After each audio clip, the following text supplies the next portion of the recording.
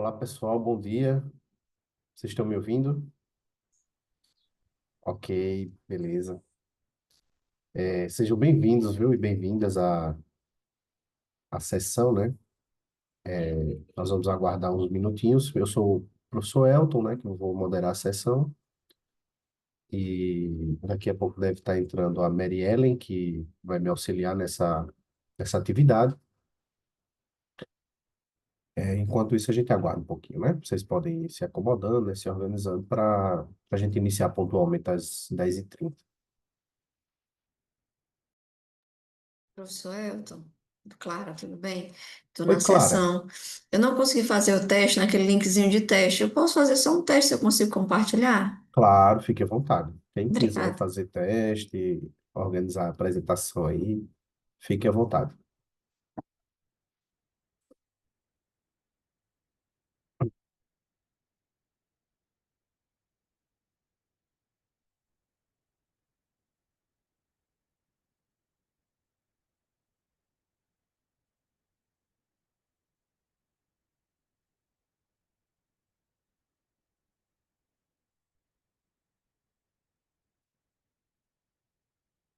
Deu certo, né, Clara?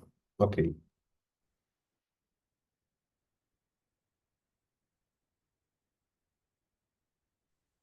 Vou aproveitar que a Clara fez, vou testar o meu, tá? Acabei Tá de. bom. Eu só Ó, vou pedir para que vamos ver. vocês, quando apresentem, se vocês puderem, provavelmente deve estar na apresentação de vocês, falar sobre os outros autores, porque aqui na lista eu só tenho quem vai apresentar, eu acredito. Tá. Mary Ellen, bom dia. Bom dia, tudo bem, professora Alta? Tudo bem, tudo bem. Tá onde? O pessoal tá. Oi? Você está onde? Você está em São Paulo? Tá, eu sou, eu acho que você viu lá na descrição, eu trabalho no IFRN, né? Mas eu moro em Campina Grande. Moro na Paraíba, em Campina Grande. Mas aí eu trabalho no Instituto Federal do Rio Grande do Norte. Aí fico entre a Paraíba e o Rio Grande do Norte. Puxa. Você é Pronto. do Paraná, né? Eu vi que Obrigada. você Sou do Paraná. Aqui tá frio hoje, tá para frio, né? variar. Aqui já tá esquentando aqui.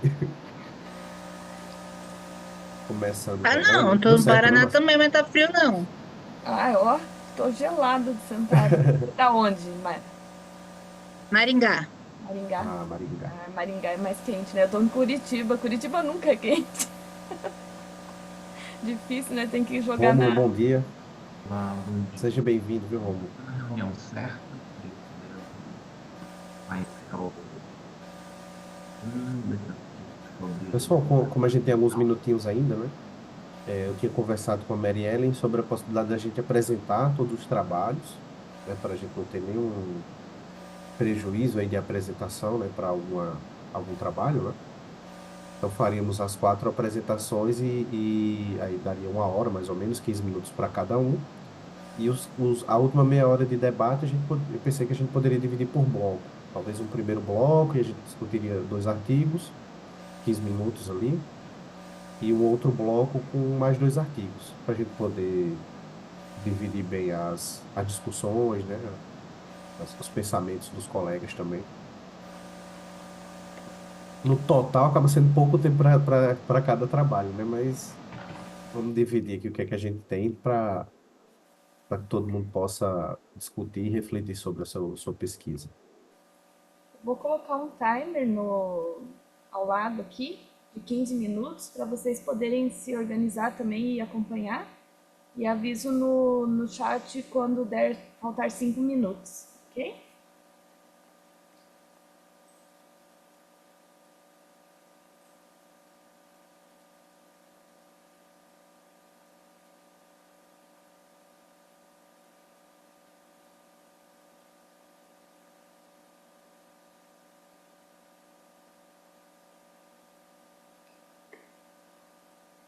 Professor, na lista tem o nome de todos os autores. Na Na lista lista. que você tem, tá, né? Eu tô olhando aqui o acesso do CMEAD, né? Aí só acho que só tá dos apresentadores.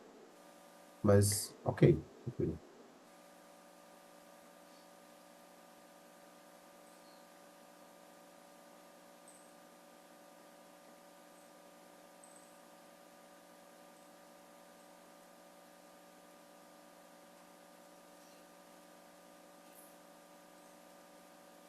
mandei aí minhas anotações, daí tem o nome dos trabalhos e o nome dos autores abaixo. Perfeito.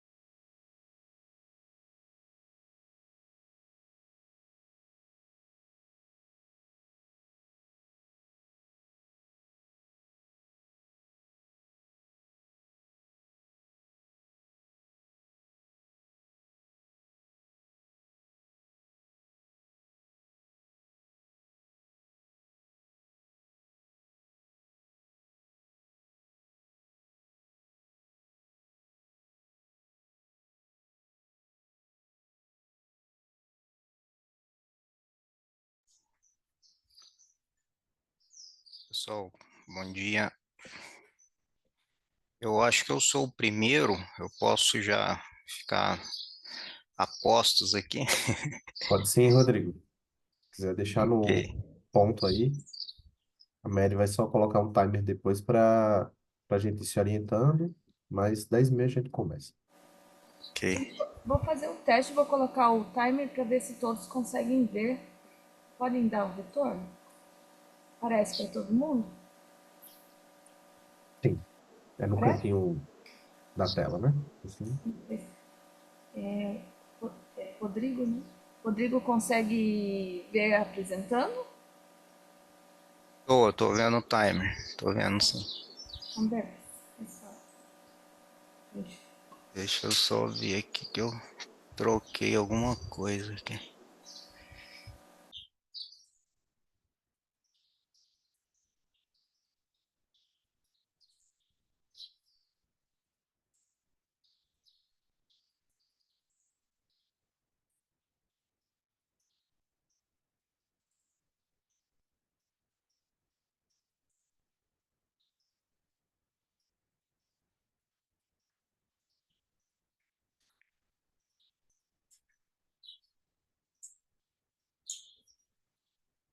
Como que eu volto pro modo de slide meu na tela? Que eu tô vendo só vocês. Como que é, o Mary? Ficar de novo em cima do. Tem vários apresentadores ali nas pessoas. Aí você clica de novo na tua apresentação. Veja se ela aparece para ti.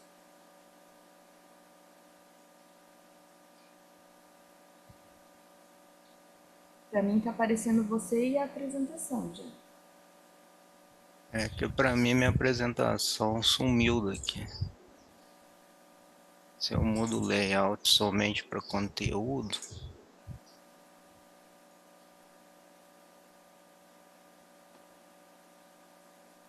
gente, o que que eu arrumei aqui? eu vou tirar a apresentação e vou tentar colocar de novo.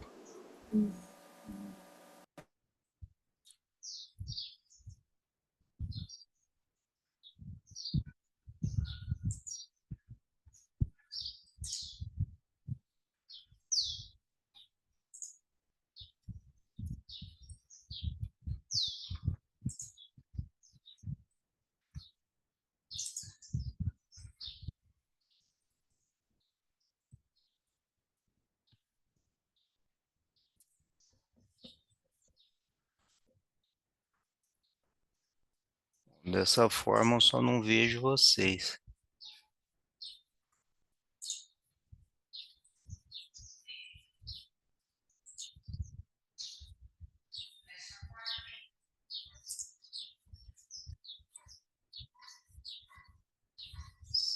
Vocês estão me vendo, pessoal? Tá vendo a apresentação? Tá certinho?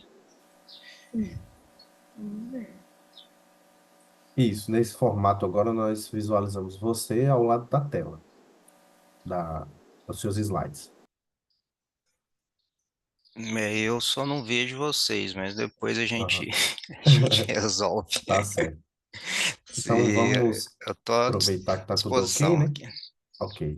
Eu vou fazer a abertura aqui da sessão para dar boas-vindas novamente, né, a todos os autores e autoras dos trabalhos.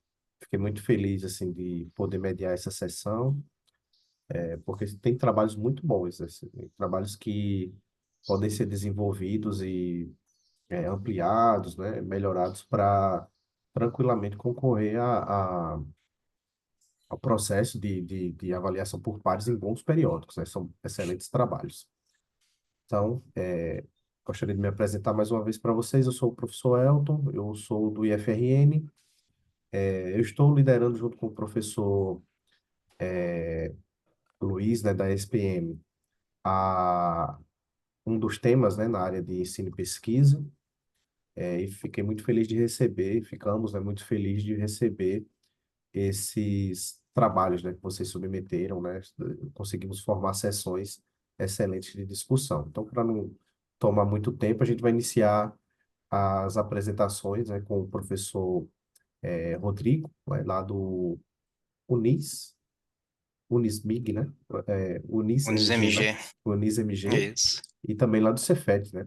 Você está vinculado às duas instituições, né? Sim, Ok, sim. então desejo uma boa apresentação, Rodrigo. Fica à vontade, né? Obrigado. Obrigado, Elton. Pessoal, bom dia. Meu nome é Rodrigo Franklin Frogeri. Apresentar para vocês o trabalho intitulado Além do Início da Carreira, Fatores Associados à Publicação Predatória ao longo da trajetória acadêmica.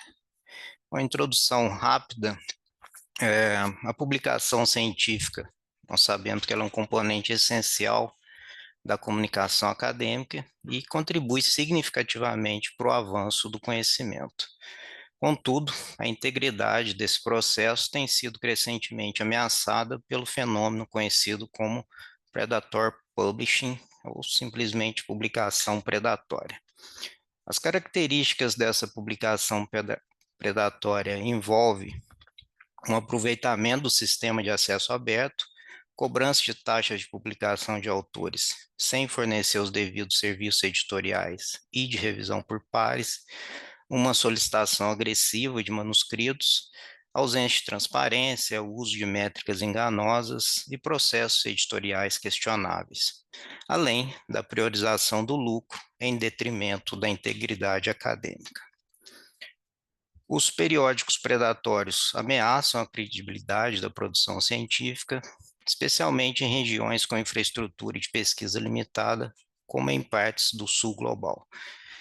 Pesquisadores provenientes desse contexto, e nós nos incluímos nele, enfrentam desafios como barreiras linguísticas, pressões institucionais para a publicação e uma escassa orientação sobre critérios de qualidade editorial. A cultura acadêmica brasileira ela é marcada por avaliações institucionais que valorizam a produtividade científica como um critério de progressão na carreira, bem como para acesso a fomento. E esse cenário pode levar docentes e pós-graduandos a submeterem seus trabalhos por desconhecimento ou simples conveniência a periódicos de baixa credibilidade, comprometendo a qualidade e a confiabilidade da comunicação científica nacional. Dentro desse parâmetro, as instituições de ensino superior acabam assumindo um papel central na mitigação desse problema. Elas podem promover boas práticas editoriais, formação ética, desenvolver políticas institucionais rigorosas. Contudo, a gente observa uma escassez de dados empíricos que permitam compreender a dinâmica de publicações nas instituições de ensino, especialmente em instituições menos tradicionais e localizadas em regiões afastadas dos grandes centros acadêmicos nacionais. E aí nós definimos o seguinte objetivo da pesquisa, que é analisar os fatores sociodemográficos e temporais associados à publicação em periódicos potencialmente predatórios ao longo da trajetória acadêmica de pesquisadores de uma instituição de ensino superior situada no sul de Minas Gerais. Nosso referencial teórico foi organizado em 3 partes, basicamente. Primeiro, nós caracterizamos o periódico predatório, os motivos que levam à publicação em um periódico predatório e o momento da carreira em que a publicação nesses periódicos ocorre. Isso nos levou à seguinte hipótese, que as publicações em periódicos potencialmente predatórios ocorrem em períodos específicos, próximos à conclusão dos cursos de mestrado ou doutorado do pesquisador. Com relação à caracterização da nossa metodologia, foi uma abordagem quantitativa, lógica hipotética dedutiva, foi um estudo de caso único, coleta de dados via extrator LATS e fizemos análise estatísticas descritiva e multivariada. Os dados foram extraídos em 17 de fevereiro de 2025 e extraímos um total de 10 anos de dados, e o que resultou em 1.339 registros. Bom, inicialmente, para tratamento desses dados, nós fizemos uma classificação dos registros em predatório ou não predatório. Para isso, nós utilizamos a lista disponível em predatorjournals.org. Usamos o estudo de Andrade 2023, um estudo voltado para a realidade brasileira, o de Oviedo Garcia, que é um estudo que discutiu algumas práticas predatórias para uma grande editora a nível mundial, e utilizamos também recomendações de entidades internacionais que acabaram rebaixando as editoras MDPI e Frontiers à categoria de potencialmente predatórias. Com relação aos nossos resultados, a maior parte das produções é de autores com titulação de doutor, seguido por mestre. A ES possui, em média, 122 publicações por ano, no período analisado. Analisamos um total de 145 autores, a maioria deles com o título de doutor ou de mestre. Com relação aos registros classificados como potencialmente predatórios, nós identificamos 201 registros, o que corresponde a 15% da nossa amostra. Aqui eu coloquei só o top 8 dos registros que nós identificamos como aqueles que com mais número de publicações, né? E fizemos uma busca no painel de produções dos programas de pós-graduação da CAPES pela área interdisciplinar para observar se esses periódicos aparecem lá, e os 2 primeiros estão listados nesse grupo, além de outros periódicos que nós identificamos também como potencialmente predatórios. Na sequência, a gente analisou se o fato de um pesquisador estar ou não vinculado a um PPG poderia ter maior influência na publicação periódico predatório.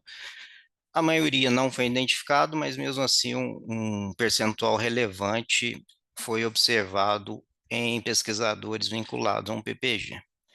A partir daqui, a gente analisa a hipótese H1, associada ao fato da publicação ocorrer ali próximo do mestrado ou doutorado, né, por parte desses pesquisadores em início de carreira. A princípio, as nossas análises sugerem refutar essa hipótese, uma vez que nenhuma publicação ocorreu no mesmo ano da conclusão do doutorado e apenas 2 no ano de conclusão do mestrado. Nós organizamos isso depois por faixa de anos, antes e depois da maior titulação do pesquisador, né? Essas publicações potencialmente predatórias, e observamos que a maioria ocorreu após 6 anos na maior titulação do pesquisador, 46,3%. Na sequência, nós fizemos o teste Mann-Whitney, tendo como variável dependente a flag de publicação predatória, sim ou não, e a independente a diferença temporal em anos entre o ano da publicação e a conclusão da titulação mais alta. Os resultados sugerem que não há diferença estatisticamente significativa entre as distribuições temporais dos grupos, e assim os nossos achados sugerem que não há evidência estatística de que pesquisadores publiquem periódicos potencialmente predatórios em momentos temporalmente distintos em relação à conclusão de seus cursos de pós-graduação. A gente acabou rejeitando a nossa hipótese. Para ampliar um pouco mais as análises, nós fizemos um modelo de regressão logística binária, onde a gente utilizou a variável dependente, a flag, sim ou não, e as independentes, o ano de conclusão do mestrado, o ano de conclusão do doutorado, e a diferença em anos entre a data da titulação mais alta e a publicação em um periódico potencialmente predatório. Para a variável ano conclusão mestrado, os resultados sugerem que pesquisadores com mestrado mais recente tendem a ter menor probabilidade de publicar em periódicos predatórios, e de forma contrária, para o ano de conclusão do doutorado, nós observamos que anos mais recentes de conclusão do doutorado podem estar associados a maior probabilidade de classificação como predatória sua publicação. E aqui, para a variável diferença no ano da publicação e a titulação mais alta, nós observamos que publicações realizadas com maior distância temporal da obtenção do título tendem a ser mais frequentemente classificadas como predatórias. E aí, concluindo, nós observamos que a publicação em periódicos potencialmente predatórios não se restringe a pesquisadores em estágios iniciais da carreira, e observamos também que o momento dessa publicação é realizado por doutores, obviamente, isso associado à nossa amostra, né? E com mais de 6 anos dessa titulação. Não observamos diferenças nos comportamentos entre pesquisadores e pesquisadoras. E com relação ao vínculo no PPG, nós identificamos um percentual relativamente alto de pesquisadores com publicação potencialmente predatória, o que sugere aí que mesmo em ambientes acadêmicos e mais regulados, ainda a gente observa uma frequência considerável. Bom, algumas implicações dos resultados para políticas institucionais e de integridade científica, observamos que essas publicações não se restringem a pesquisadores inexperientes, o que demanda aí ações educativas contínuas ao longo da carreira acadêmica. A pressão por produtividade e os critérios de avaliação institucional podem contribuir, né, para essa manutenção dessa vulnerabilidade, mesmo entre pesquisadores experientes, e a inserção em programas de pós-graduação não eliminam completamente o risco de uma publicação predatória, o que sugere aí estratégias complementares de formação em integridade científica e adoção por parte das IES de mecanismos de governança que possam coibir essas publicações. Aqui algumas referências. Gostaria de agradecer à Fundação de Amparo à Pesquisa do Estado de Minas Gerais e ao CNPq por fomentar esse trabalho. Muito obrigado, pessoal. Obrigado, Rodrigo, pela sua apresentação. Parabéns aí pelo trabalho que vocês desenvolveram. Foi muito legal. Obrigado. Valeu. Na sequência, nós temos o trabalho Competências e Saberes na Docência em Ciências Contábeis. É uma revisão sistemática e análise hierárquica descendente à luz da DCN 01 de 2024. Maria Cristina Mara Pianeza Cristina. Cortesini. Mara Cristina, desculpa. Mara Cristina. Mara. Fica à vontade, viu, Mara? Já tô projetando. Ai, filha. Fecha você, abre você, projeta você. Bom dia, meu nome é Mara Cristina Provisão Cortesia. Eu sou doutoranda em administração, mas eu estudo contabilidade. O meu professor, o Márcio Pascoal Cassandri, topou o desafio, porque eu sou uma professora de contabilidade, né? Sou docente em ciências contábeis aqui na UEM. E essa parte de competências e saberes da docência veio a calhar com a minha tese, tá? Essa é parte da minha tese. Para mim levantar inicialmente o estado da arte, eu fiz um mapeamento no Redalic de 2010 a 2024 sobre todos os artigos que relacionaram competências e saberes, né, que estão na nova DCN, que muda muita característica do curso de contábeis. Nós somos bem técnicos, né? E hoje eles se propõem um ensino por competência. Então, vai para nós, a nossa realidade vai mudar muito. Apesar disso já ter acontecido em outros cursos, para nós isso é diferente. Então, a justificativa do meu trabalho foi a mudança das diretrizes, a diretriz por competências e a implementação agora em 2026, né? A DCN de 2024 e em 2026 todos os cursos de graduações do Brasil têm que se adequar a essa nova diretriz. A fundamentação eu usei Tardif, veio desculpa para falar de competências e saberes. Usei Schumann, né, para falar de PKC. Usei os conscientes do IFAC, que trazem as competências na contabilidade, né, que é as normas internacionais.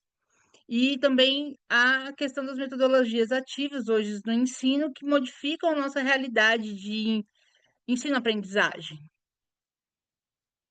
Eu usei Crocane, né? Eu peguei duas coisas sabe, que o contador gosta de números, então eu usei o Uramutec para analisar uma ferramenta de estatística para analisar os artigos, a consistência dos artigos, e eu usei uma metodologia de Crocane que é da área de saúde, que também é bem aplicada em administração, e nós temos, acho que eu achei um artigo só em contabilidade.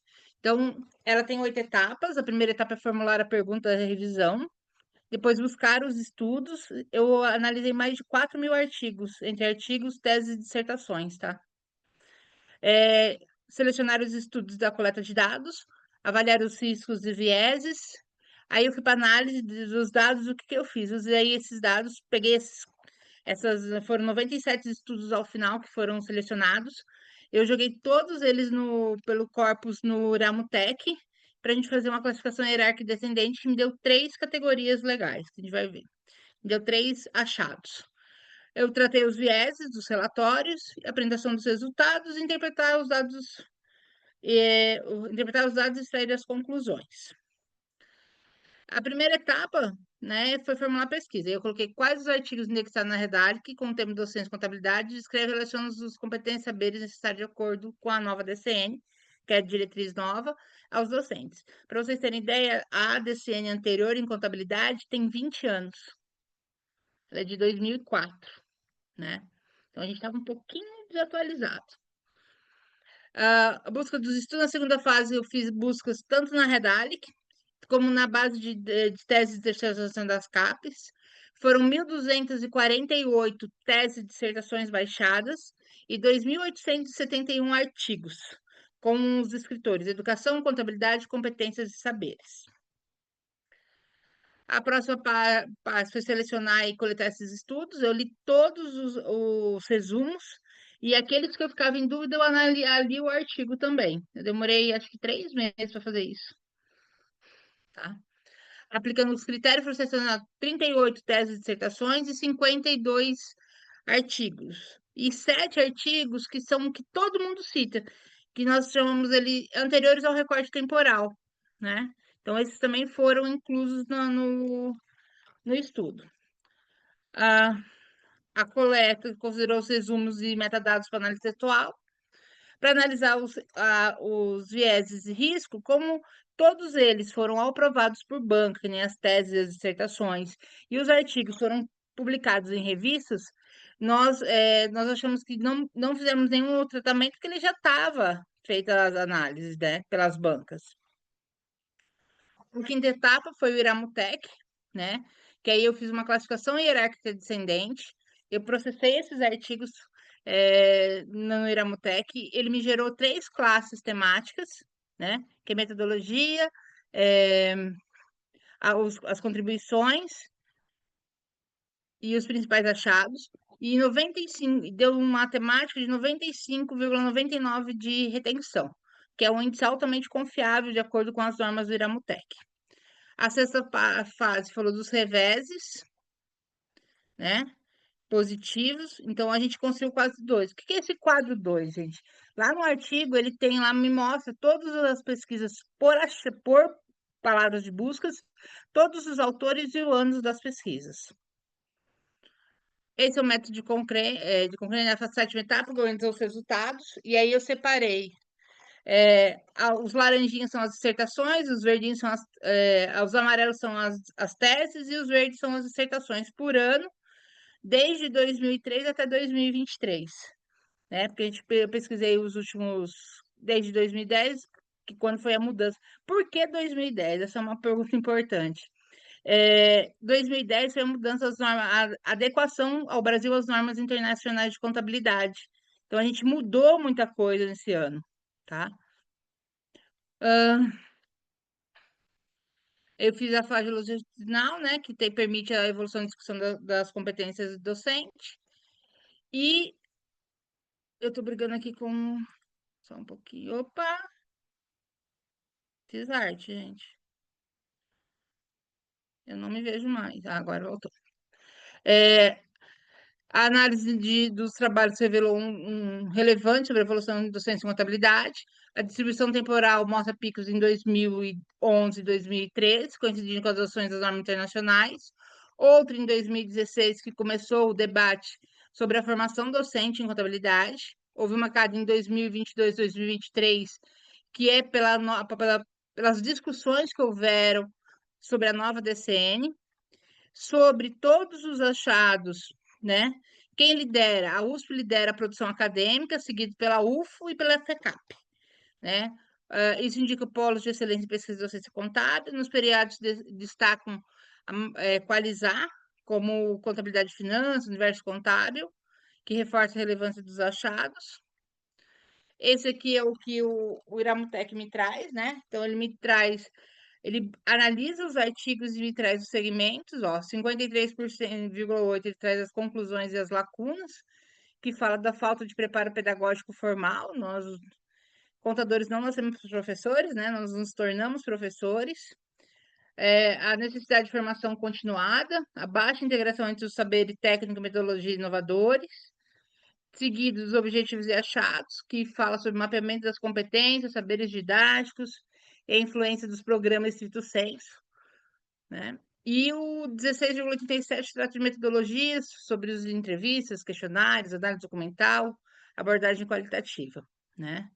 E aí ele me explica o que ele fez. A classe 1 revelou a diversidade metodológica dos artigos, a 2 os objetivos e achados, e a 3 as maiores necessidades de investimento na formação do docente. O que a oitava etapa do método Cochrane é interpretar os dados e extrair conclusões. Então, qual é a conexão de todos esses estudos com a nova DCN, né? Os resultados mostram que os saberes docentes precisam ser alinhados aos conscientes do IFAC, especialmente aos digitais, emocionais e éticos. A DCN não atualiza somente o currículo, mas muda o papel do professor como agente reflexivo, interdisciplinar, inovador. Ele tem que ser crítico e incutir essa criticidade nos alunos. Os principais achados são a produção acadêmica concentra em polos como USP, UF e FECAP. A revista Qualizar domina as publicações sobre docência. A maioria dos estudos aponta lacunas na formação pedagógica. Metodologias ativas e saberes experienciais são valorizados, mas pouco sistematizados. E a DCN exige competências técnicas, digitais, emocionais e éticas. Qual a contribuição com a conexão com a nova DCN? A DCN propõe uma abordagem por competência, alinhada aos conhecimentos da IFAC, O docente deve atuar como um profissional reflexivo e interdisciplinar. Vamos ter que ter formação continuada em metodologia e aplicação de metodologia ativa são essenciais para atender as novas exigências. E os saberes pedagógicos precisam ser incorporados de forma estruturada nos currículos.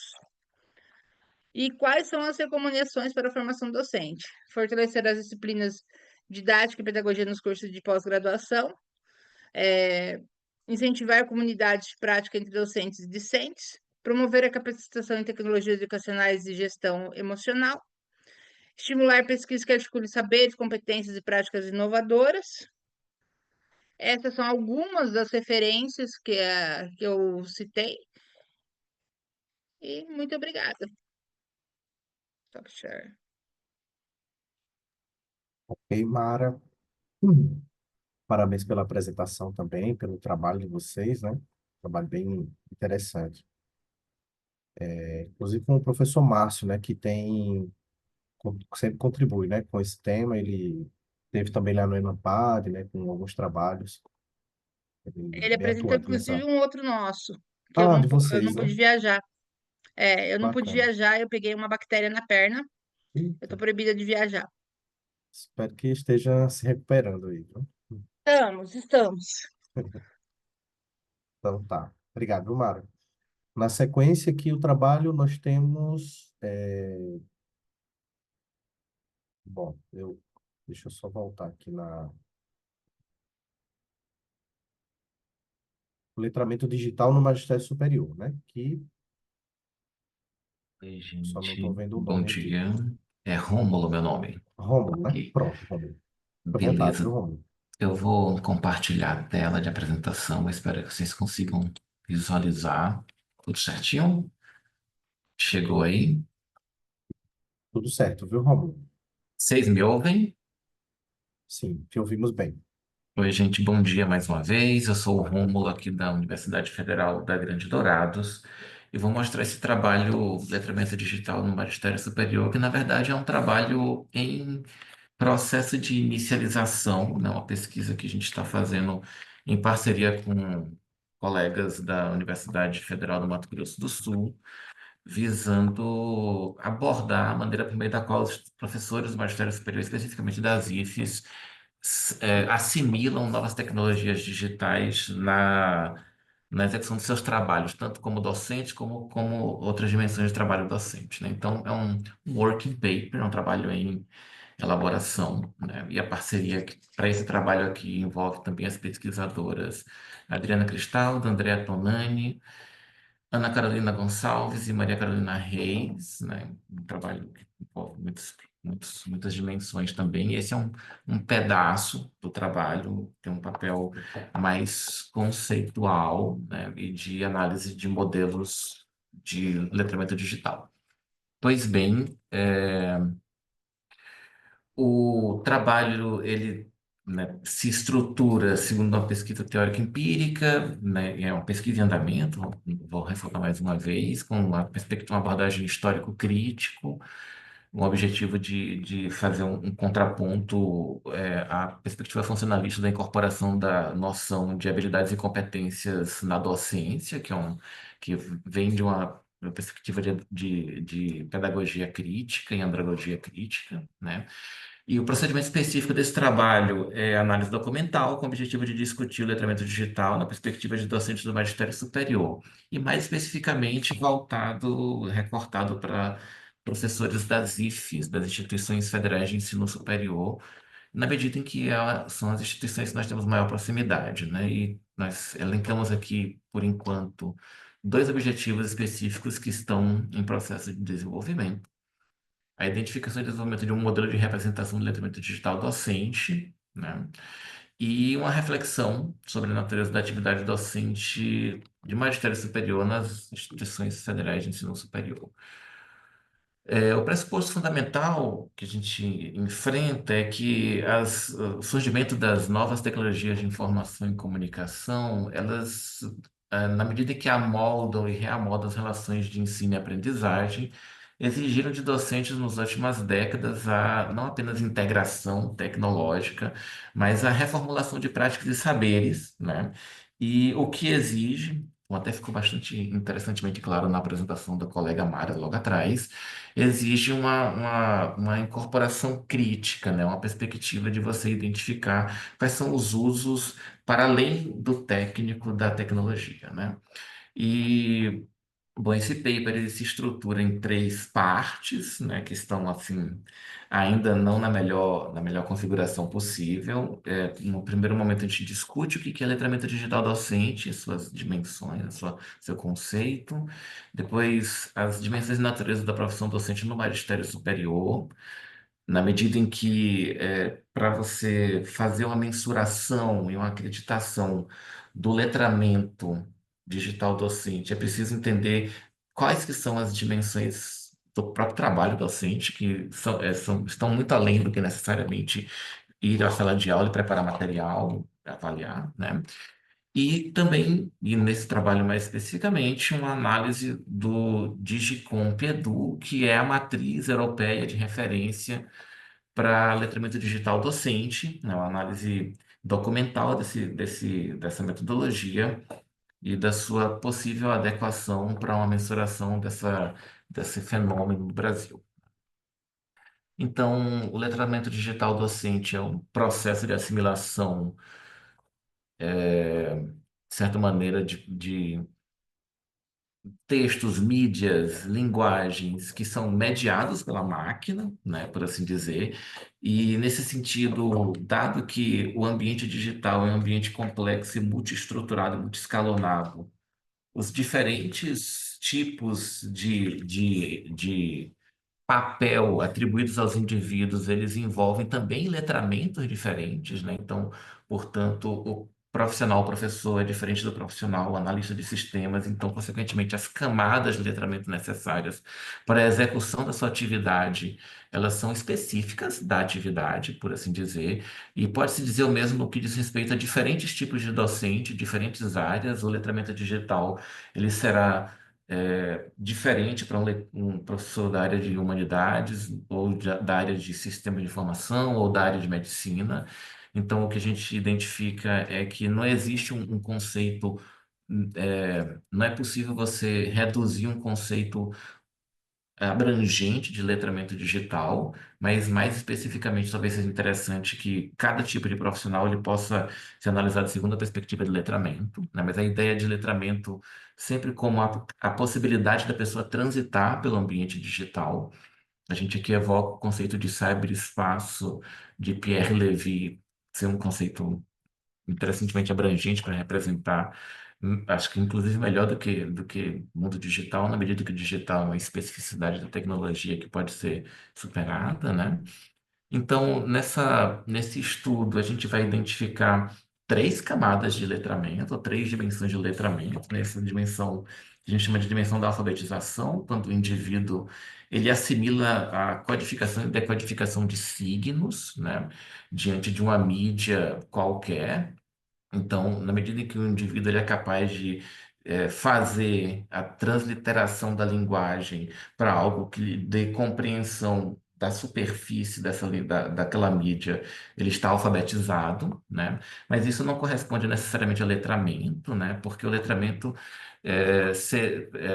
começa a acontecer a partir daquele momento que o indivíduo ele faz uso da mensagem e é capaz de fazer uso dessa linguagem para poder estruturar a sua ação social. Então, o letramento ele envolve uma decodificação e recodificação que enseja a ação prática, né, por assim dizer. E chamaremos de letramento crítico aquele indivíduo que, uma vez tendo dominado a perspectiva de letramento, ele é capaz de refletir sobre os usos políticos, simbólicos e culturais da linguagem e das mídias que estão à sua disposição. Não meramente se apropriar para um uso funcional, isso faz parte do letramento, né? Você ser capaz de, por exemplo, programar um software, não lhe dá uma perspectiva crítica dessa linguagem de programação, mas mais especificamente entender quais que são os usos políticos e quais que são as manifestações dessas formas de linguagem na estruturação de mecanismos de opressão, né, por assim dizer. Então, chamaremos de letramento digital crítico aquele indivíduo que tem essa perspectiva mais abrangente da ferramenta.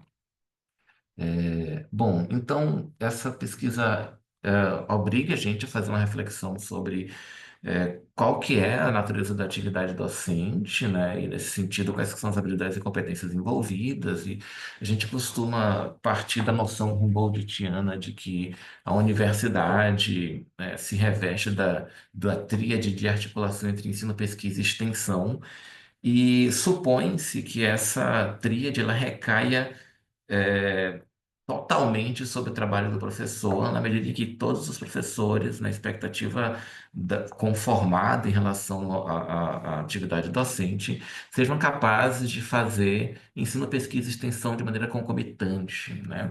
No caso dos professores das instituições federais de ensino superior, existe um adendo, segundo a Lei 12.772 de 2012, de que, além das atividades de ensino, pesquisa e extensão, os professores, né, eles serão também responsáveis por atividades de gestão institucional. Então, a atividade docente nas IFES, assim como acontece em outras universidades, mas como o nosso estudo é mais especificamente no que diz respeito às IFES, elas envolvem não apenas a coordenação do processo de ensino e aprendizagem, mas também o desenvolvimento de novos conhecimentos a partir da pesquisa e o estabelecimento de conexão universidade e sociedade por meio de mecanismos de extensão, né, porque é um processo que vem se intensificando nos últimos anos no processo de curricularização da extensão, mais atividade de gestão, na medida em que os professores eles farão parte da estrutura hierárquica da universidade na execução de suas políticas educacionais, né? Então, você tem um rol abrangente de atribuições. No meio dessa pesquisa, a gente esbarrou com um meme de alguns anos atrás sobre o que os docentes fazem. Uma professora da Nova Zelândia publicou ah, esse chart, essa imagem, com uma série de atribuições de diversos tipos de competências e habilidades relacionadas a trabalhos práticos que os docentes fazem. E eu me lembro que as pessoas mostravam isso assustadas, né? Nossa, mas a gente faz muita coisa. E, bom, a gente pretende, dentro dessa pesquisa, fazer uma etapa é, de identificação propriamente dita, empírica das atividades que os docentes efetivamente fazem, primeiro a partir de uma entrevista para levantamento de dimensões, depois a partir de um solver.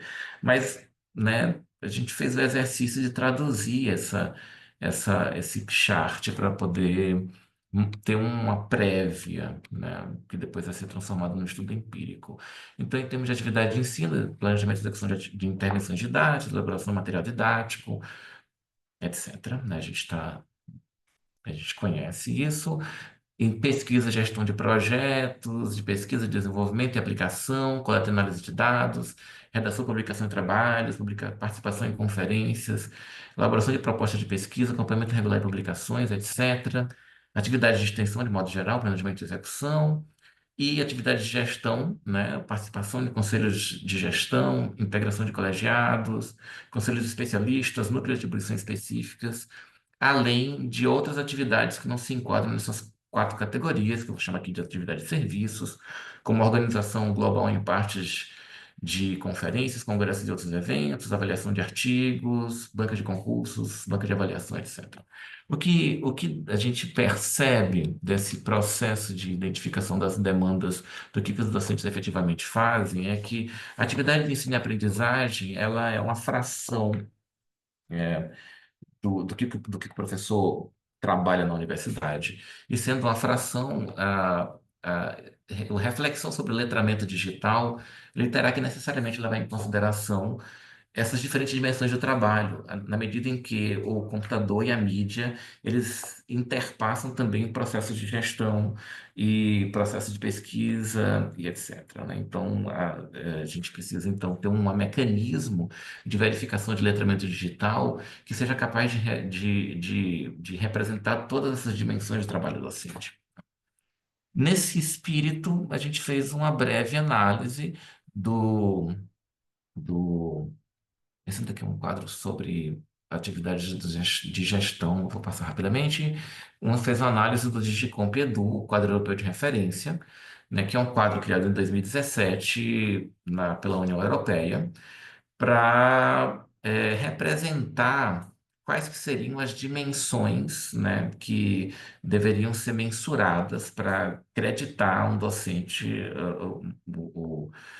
de certa maneira, avaliar como ele é, o quanto ele é letrado para a execução da sua atividade digital, né? Isso é preocupação da União Europeia há alguns anos.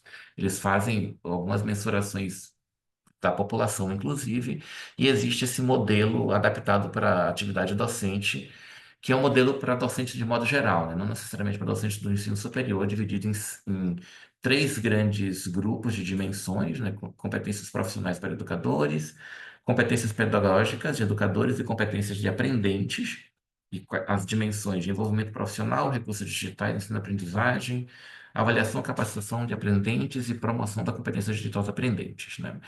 Essas dimensões elas se desdobram, portanto, em indicadores. Eu tenho alguns exemplos aqui de subdimensões, na verdade.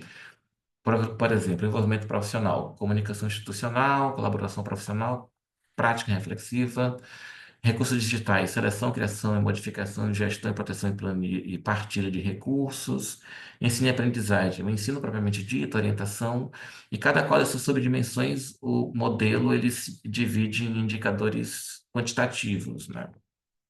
O que é interessante na análise desse modelo é que ele, de certa maneira, cobre algumas das dimensões do trabalho docente, especificamente no que diz respeito ao ensino-aprendizagem. E é interessante que ele separa a avaliação de ensino e aprendizagem, dado que a avaliação faz parte do processo de ensino-aprendizagem, mas enfim, né? E ele também e separa ali o professor como vetor de letramento digital do aprendente, propriamente dito, nessa perspectiva de capacitação de aprendentes. E essa perspectiva é mensurada nessas duas últimas dimensões, a dimensão 5 e a dimensão 6, mas ele não abrange questões de pesquisa em nenhum momento, não tem indicadores que reflitam a capacidade do docente de utilizar mecanismos digitais para pesquisa, também tampouco para extensão, e muito menos para gestão, né? Apenas no que diz respeito ali na primeira dimensão em relação comunicação institucional e colaboração profissional, propriamente dito. Então, o que a gente percebe é que o Digicomp Edu ele tem algumas insuficiências. Primeiro, não é adaptado para o magistério superior. Segundo, não contempla as dimensões de pesquisa e extensão. Também não inclui aspectos de gestão, como havia dito. E, embora aborde aspectos funcionais da atividade docente, essa abordagem ela é muito lateral, muito insuficiente. Então, em última instância, na medida em que a gente pretende produzir um tipo de análise de quão letrados os docentes de magistério superior são no mundo digital, é necessário a gente estruturar, então, a partir de agora, uma agenda de pesquisa que, primeiro, faça um levantamento da natureza e atribuições de docentes, e, como eu havia dito, uma etapa posterior dessa pesquisa, ela já está em desenvolvimento para fazer esse processo de maneira empírica, por meio de entrevistas a docentes de diferentes IFES, e depois, no segundo momento, a partir de um software de confirmação, né? Para adiante, identificação de habilidades e competências digitais vinculadas a tais atribuições, que reflitam as dimensões de ensino, pesquisa, extensão e gestão, né? E, por fim, a formulação de um modelo de indicadores por dimensão, visando captar a fluência e habilidade de competências digitais docentes. Basicamente, é um trabalho em realização, né? Então, ele tá a meio caminho, por assim dizer. Esse primeiro trabalho é um trabalho de análise do Digicomp Edu, propriamente dito, e é uma análise que mostra suas insuficiências, né? E é isso, pessoal. Eu agradeço muito a oportunidade. Espero que não tenha passado do tempo. Obrigado. Como é que eu faço para parar isso? Ok, Rômulo, muito obrigado aí pela Obrigado. apresentação. Trabalho interessante aí que vocês têm desenvolvido, ainda em fase de construção, né, mas que já traz reflexões importantes, né? Então, pessoal, a gente vai para a última apresentação, agora com a Clara, né? Tem um título do trabalho, eu não fiz porque ninguém pediu. Exigências de conformidade ética na submissão em revistas de administração. Clara, fique à vontade, viu?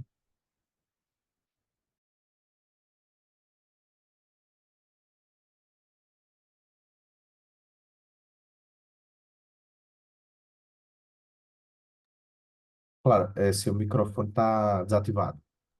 Pronto. Boa tarde, bom dia, né? Vou me apresentar rapidinho, só para dizer o meu lugar de fala, né? Eu sou Clara, minha linha de pesquisa é conduta responsável de pesquisa, né? Que inclui integridade e ética em pesquisa. Esse artigo foi elaborado em colaboração com a professora Viviana Menezes, que é vice-presidente do Comitê de Ética aqui da nossa universidade, e com o professor Luiz Stefani Filho, que hoje faz parte da Universidade do Piauí, e eu sou membro da vice-reitoria de pesquisa aqui da universidade. Então, hoje eu também faço meta-research, né? Estudar o que é fazer pesquisa, né? Para a gente compreender e pensar em estratégias que melhorem a estrutura de pesquisa para os nossos pesquisadores. É, E a minha apresentação não está passando, vamos ver o que está acontecendo.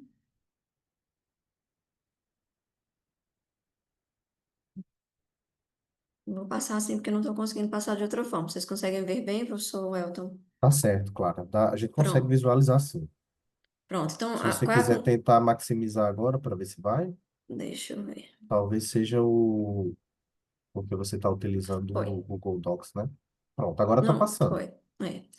Então, assim, as competências de pesquisa, elas não se resumem em conhecimentos, né? Aquele chá, aqueles conhecimentos, habilidades e atitudes relacionadas às teorias, os métodos e as técnicas de pesquisa, mas também devem ser consideradas as atitudes relacionadas à integridade e ética em pesquisa também. E a responsabilidade pela integridade em pesquisa, ela é compartilhada entre os membros do ecossistema de publicação, né? Tanto autores, revisores, editoras, publishers, todo o grupo ele tem que garantir a honestidade, transparência e credibilidade do trabalho científico. E o objetivo da pesquisa foi analisar as exigências, né, das revistas científicas brasileiras da área 27, que é a administração pública e de empresas, ciências contábeis e de turismo, nas exigências aos cumprimentos da ética em publicação científica. Eu sou pesquisadora da área da administração também, e a gente vivencia muito, né, principalmente nas formações ainda, uma falta de exigência dos orientadores quanto ao cumprimento, principalmente quando se trata de dados primários, né? Eu sei que é diferente da saúde, mas cercam-se das mesmas exigências. E aí a gente traz como marco referencial a legislação brasileira, né, do CONEP, sobre a ética, né, em publicação com pesquisas envolvendo seres humanos. E ele não distingue, né, eu tenho uma normativa específica, que é a Resolução 510 de 2016, que ele trata especificamente da pesquisa na área de ciências sociais aplicadas, né, que nos abarca e nos envolve, mas a gente tem uma ampla legislação desde a Declaração de Helsinki de 1975, né? E aí que ela vem preocupada aí com as pesquisas que aconteceram aí no período nazista, enfim, todas as pesquisas que se derivam, né? A legislação ela é diferente em cada país, então o pesquisador que trabalha com parceiros internacionais tem que estar atento à legislação nacional de cada um dos países parceiros, para que em cada um dos países que seja aplicada e executada a pesquisa com seres humanos, a legislação local seja executada e resguardada. Então, o que é que nós fizemos, né? Dentro do escopo brasileiro e por acesso a dados, né? A escolha do SPEL pela acessibilidade aos dados, nós escolhemos a base de dados do SPEL, tem 148 revistas, né, que são indexadas, e fizemos uma triangulação para análise dos dados. Nós fizemos uma fase quantitativa, em que nós analisamos, né, através de regressão, se os critérios éticos, né, o atendimento ou não aos critérios éticos. Não estou dizendo que a revista não tem, não é ética, né? Estou avaliando se ela, nas suas regras de submissão, exige que as pesquisas envolvendo seres humanos sejam aprovadas nos comitês de ética, né? E que o pesquisador, ao submeter a sua pesquisa, comprove o CAI.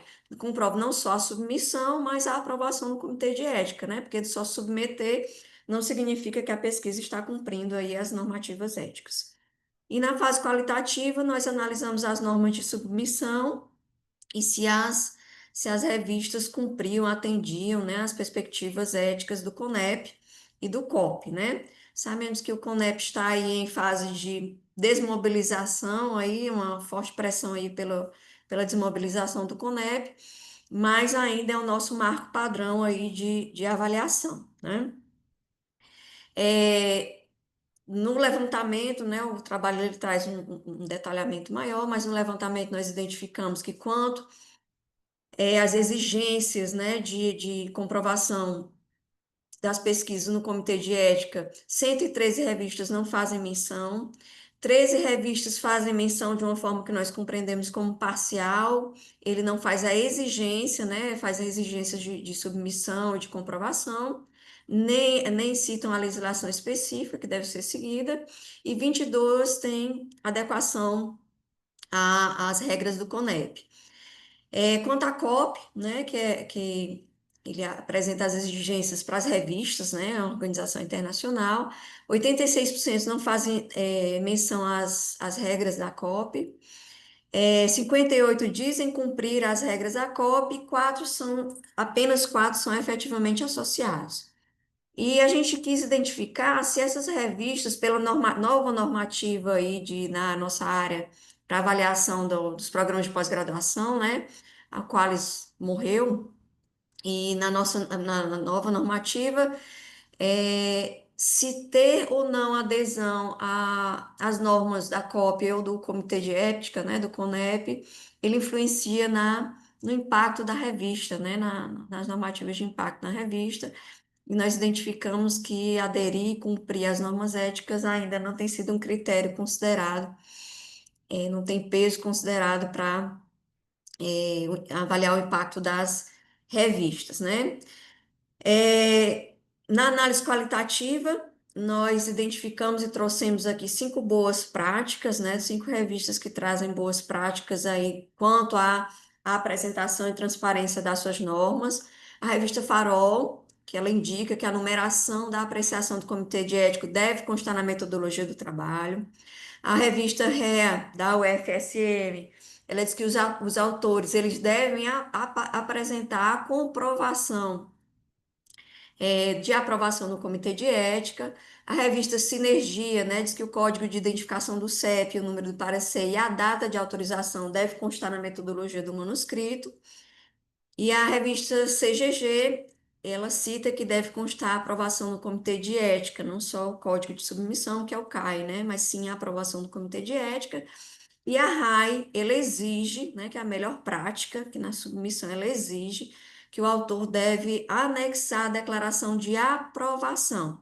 Então, o editor, ele só passa pelo só passa para a próxima fase, né, após o desk review, após verificar se realmente se pesquisas que envolvem seres humanos têm a aprovação do Comitê de Ética e só assim submete à avaliação dos pareceristas, né? Então, ele poupa os pareceristas de avaliação de pesquisas que não estão atendendo critérios éticos, né? Então, quais são as conclusões, né? Que o atendimento às normas, eles ainda não impactam, né? Não são considerados o impacto das revistas científicas brasileiras, as que estão aí indexadas ao SPEL. Poucas revistas apresentam suas normas de submissão orientações claras quanto às exigências de publicação que resguardam os participantes. Enquanto não houver padronização, há um risco de cumprimento das normativas, né, nas pesquisas. Se eu tenho uma revista que ela não exige a submissão ao comitê de ética, é claro que eu vou preferir submeter o meu trabalho àquela revista, que eu não aprovei, então vou submeter àquela revista. E os pesquisadores desatentos às normas éticas tendem a buscar essas revistas que não têm um rigor ético para publicar, né? E aí a gente tem um declínio da qualidade da nossa pesquisa científica quanto às submissões aí ao atendimento às normas e o rigor ético. Então, é importante que tanto a indexadora, né, exijam das suas revistas esse cumprimento, como aí as revistas, para a gente ter aí o ecossistema todo alinhado com as normas de publicação ética. Eu fiz aqui um QR Code para as referências bibliográficas, que são muitas, ninguém lê, na verdade. Então, quem quiser ter acesso Não, está aqui o link e agradeço demais a todos. Bacana, claro. Parabéns pela apresentação. Vou adotar também, viu, essa estratégia do QR Code. Achei bem legal, bem direto, né? Parabéns pela apresentação e pelo trabalho também. Mais um tema que casa muito, né, com a nossa linha e que traz muito, as temáticas são de bastante discussão, né, de desdobramentos. Então, eu acho que vocês vão conseguir avançar muito com esses trabalhos. A gente conseguiu atender o tempo de cada apresentação, então a gente vai ter ainda 35 minutos aí para poder discutir os trabalhos. Eu vou fazer um comentário breve, né, sobre cada trabalho, e aí a Mary vai me ajudar também com algumas questões para tentar fomentar o debate, né, e a gente, a partir da discussão entre os autores, né, se vocês também tiverem questionamentos sobre o trabalho dos colegas, vocês vão ficar à vontade, né? Então, o primeiro comentário que eu queria fazer, né, sobre o trabalho do Rodrigo, né, sobre a análise dos periódicos predatórios, né? Eu achei um trabalho bem interessante, assim, porque a primeira coisa quando eu estava lendo é como é que eles vão fazer isso, assim, né?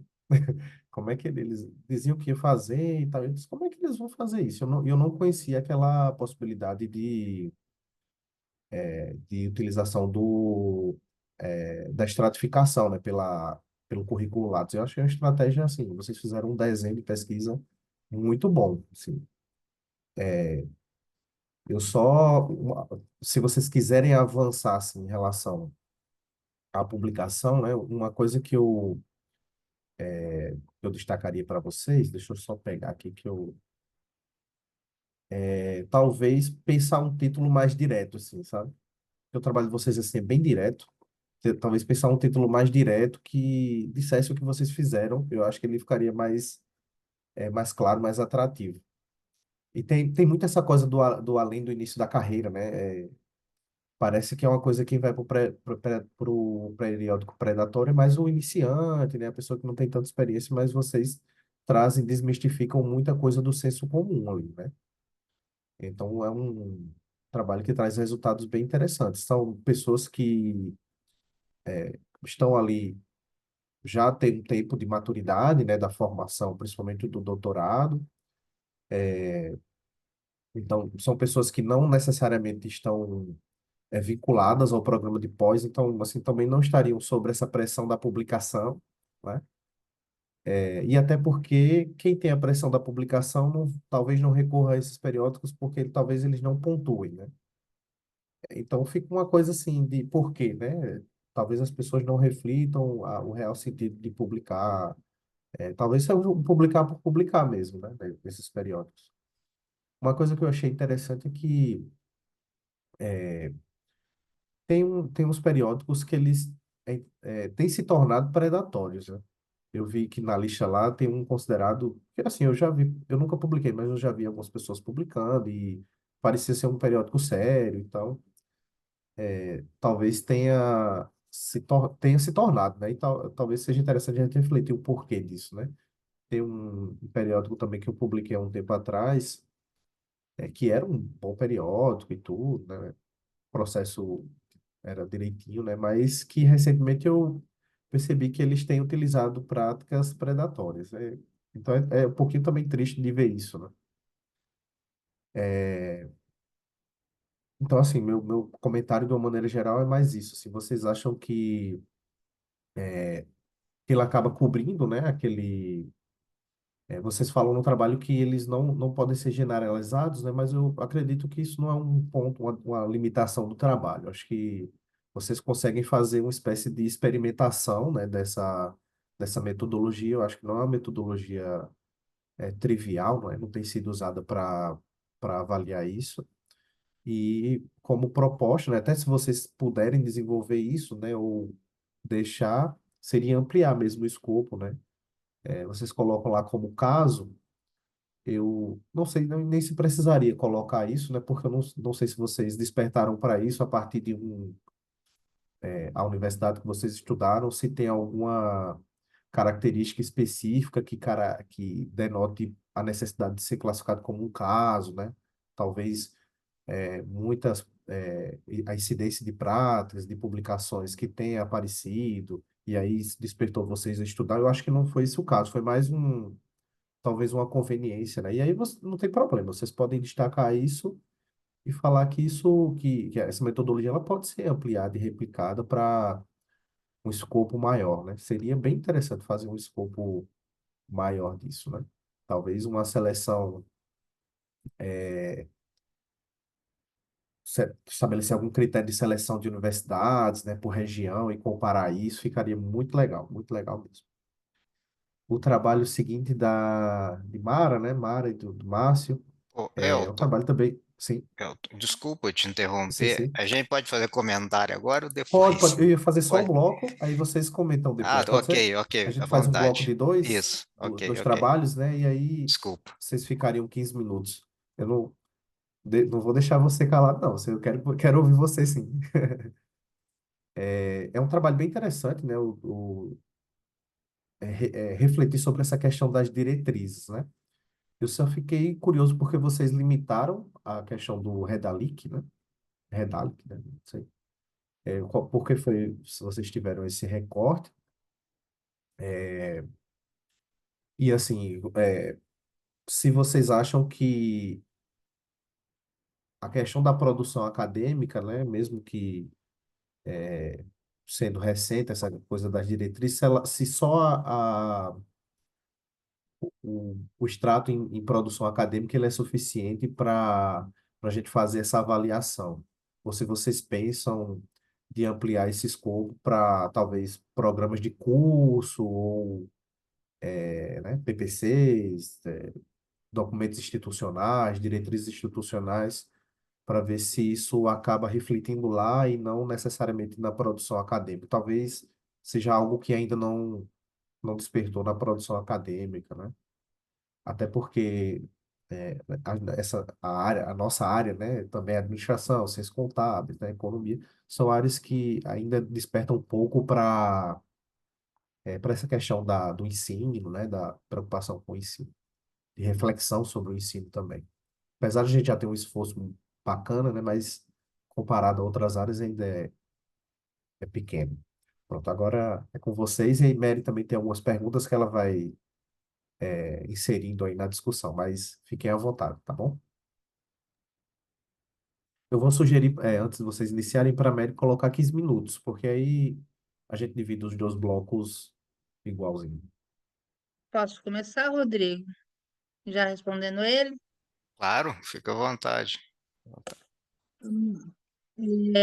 Essa é uma pontinha da minha tese. Agora eu vou para. Estou no comitê de ética aprovando a minha pesquisa.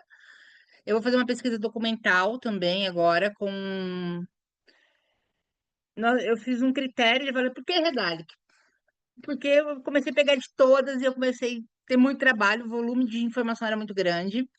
E aí eu conversei com o Márcio e nós definimos que essa é essa, tá? Eu tinha começado por várias bases, e aí eu tava quase ficando maluca. Aí, quanto à pesquisa, essa é um tópico da minha tese, um pequeno tópico lá na metodologia. Eu vou analisar os PPCs que vão entrar em vigor em 2026. Vou conversar com coordenadores de cursos de contábeis, serão entrevistas. Estou dependendo do comitê de ética me aprovar ou não, aqui demora uns 3 a 4 meses. Mas essa é só uma ponta, tá? É só um recorte um recorte da minha metodologia dentro da tese. Mas como diz o Márcio, eu quero ver. Porque assim, ó, contabilidade, como eu peguei até uma figura do Rômulo. Rômulo, eu copiei uma tela sua sobre as competências que você colocou, que isso vai me ajudar sobre as competências profissionais dos educadores, né? Colega, depois Porque a gente troca umas nós, figurinhas e eu mando tudo para você, tá? ok, legal. Porque assim, ó, eu como professora de contabilidade e aqui no departamento, nós estamos meio perdidos com essas mudanças. Nós não somos preparados para ser professores. E eu vou analisar, são 15 instituições. Qual o critério que nós fizemos? Nota ENAD 5, né? Que tem a nota ENAD 5, e são dois critérios. Mas eu separei 15 instituições para conversar, porque nós temos 1.700 cursos de graduação em contabilidade. Então, é um recorte. Então, é só o começo. Ano que vem tem mais. Perfeito, Mara. Bom, e aí é isso. Se você, como é uma parte da sua pesquisa, né, acho que trazer essa coisa que é um desenvolvimento, né, e ele faz parte de um contexto maior, porque situa mais, né? E é o intuito do evento, né? A gente poder discutir É, trabalhos em desenvolvimento, né? Mas eu acho que seu trabalho chama mesmo, assim, outros olhares, né? Para obrigada. ampliar essa percepção. Rodrigo, fica à vontade, viu? Obrigado, Elton. Eu queria agradecer o Cláudio e a Clara aqui pelas sugestões. Eu vou fazer alguns comentários. A gente usou o extrator Lattes. O único problema dele para ampliar a pesquisa é que quando você solicita os dados junto à CAPES, ele limita para aquela instituição. Então, se a gente tentar pegar de outras instituições, ele não deixa, até por uma questão de acesso a dados, né? Esses dados podem ser Teria que ser distribuídos. algo em Eu rede, teria né? que ter Né? parceiros, Verdade. um pega, porque o nosso setor de TI desenvolveu esse acesso, era até um outro projeto, e a gente conseguiu pegar esses dados, só que é só da instituição. E dá um trabalho danado trabalhar com os dados do Lattes, porque vem coisa de tudo quanto é jeito, sabe? Só a parte de tratamento dos dados ali foi bem penosa. É, eu concordo com o título, tá, Elton? Obrigado pelo título. O título, acho que ele foi mais pensado para evento científico, né? Os títulos de evento do Enampad, do CMEAD, tendem a ser um pouco mais diferentes, mas eu concordo, para uma submissão, acho que é muito válido. E você comentou até para motivação para publicação, né? Eu acho que é interessante notar que muitos daquelas revistas estão lá no topo lá das publicações, até pouco tempo elas tinham qualis, não eram C. A CAPES fez uma tentativa ali de descer o qualis delas, conseguiu em partes, eu acredito que uns 10%, mas ainda tem, eu acabei de receber uma hora atrás, uma A2, que é altamente predatória. E aí você comentou que por que, né, que uma se transforma em predatória, o que está acontecendo é que algumas editoras compram as revistas. Eles fazem uma oferta para você, eu tenho amigos, eu sou editor de uma revista aqui da instituição, eles te mandam e falam, ó, te dou 50 mil reais para você me passar os direitos dessa revista. E aí eles incorporam ela, incorporam a indexação e começa a estratégia deles de divulgação em massa, né? Principalmente por e-mail. Colocam, esse e-mail que eu acabei de receber agora, eles colocam que está indexado no Dodge. É mentira, não está indexado no Dodge. Coloca alguns índices lá que não existem, né? As pessoas acabam publicando muitas vezes porque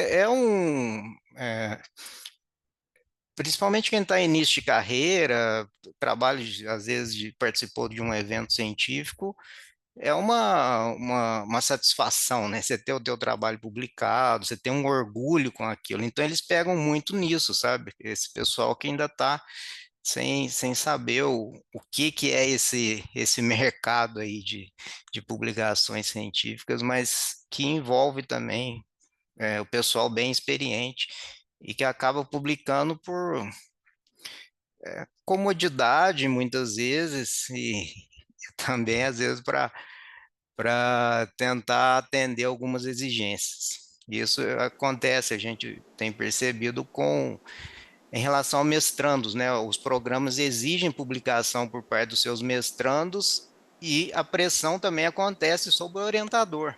Então, você tem o mestrando e o orientador sendo pressionado, aí acaba agilizando a vida dos dois ali.